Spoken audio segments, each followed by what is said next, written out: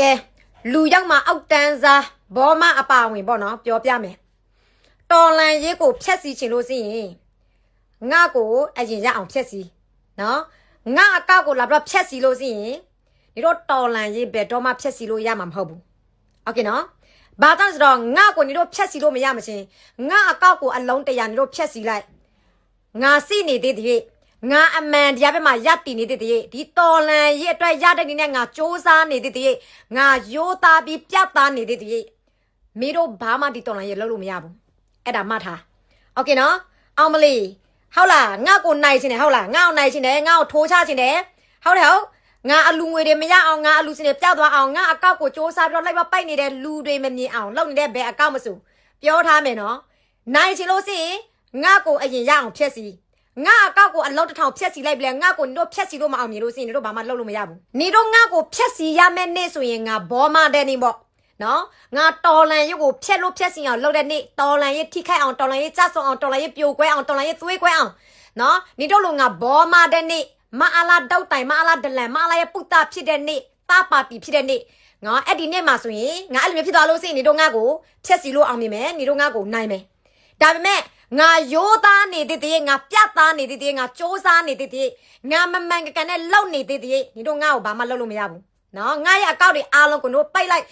အထိတို့လောက်လိုက်တော့အကောင်လုံးပြတ်တောင်လောက်လိုက်ငါစီနေတဲ့တည်းအကောက်အလုံးတစ်ထောင်ငါထားပြီးတော့ဖွင့်ပေးလို့ရတယ်တော်လန်ရေးအတွက်မိမိုးကိုလာပြီးတော့အထင်မသေးနဲ့မိမိုးကလေတော်လန်ရေးနဲ့ပတ်သက်လာလို့ရှိရင်ပြည်သူအတွက်နဲ့ပတ်သက်လာလို့ရှိရင်နိုင်ငံအတွက်နဲ့ပတ်သက်လာလို့ရှိရင်လေရတဲ့အနေနဲ့မိမိုးကကူညီကယ်တင်သွားမှာ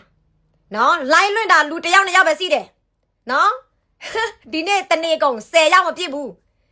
နော်စံအိတ်100နီးပါမမို့ရအောင်စားတယ်ဘယ်လိုမျိုးစားလဲစ조사တယ်လေရတဲ့နည်းနဲ့စ조사တယ်လေအသက်နဲ့ပါပေးစားမယ်ဆိုတာတောင်းရတာပြဿနာမရှိဘူးနော်အဲ့ဒါမင်းတို့လူရောက်မှအားလုံးအောက်တန်းစားတွေအားလုံးသိဖို့နော်ငါ့ကိုရအောင်ဖြက်စီမယ်ဆိုရင်